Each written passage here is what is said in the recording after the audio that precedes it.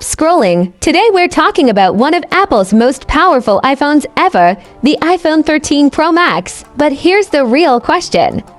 Is it still worth buying in 2025? Or should you upgrade to a newer model? Stick with me, because by the end of this video, you'll know exactly if this beast of a phone deserves a spot in your pocket. The iPhone 13 Pro Max screams premium the moment you hold it. With its stainless steel frame, matte glass back, and those shiny colors like Sierra Blue and Gold, this phone isn't just a gadget, it's a fashion statement.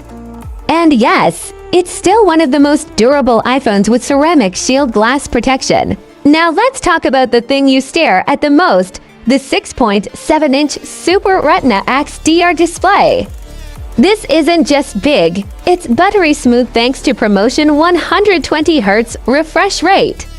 Scrolling, gaming, watching movies, everything feels like real life popping out of your screen. And if you love taking photos or shooting videos, the iPhone 13 Pro Max is still a monster. You've got triple 12MP lenses, wide, ultra-wide, and telephoto, with features like cinematic mode, night mode on every lens, and Pro Off for creators.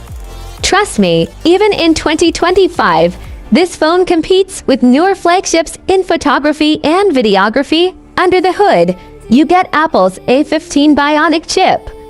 Paired with 6 GB of RAM, this thing is lightning fast. Multitasking, high-end gaming, video editing, the iPhone 13 Pro Max handles it like a pro.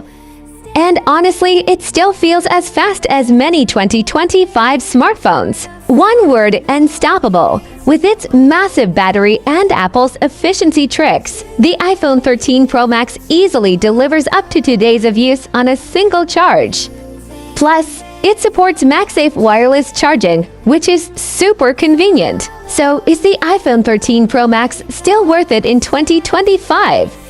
My answer, absolutely yes if you want flagship performance, incredible cameras, and outstanding battery life at a price lower than Apple's latest models.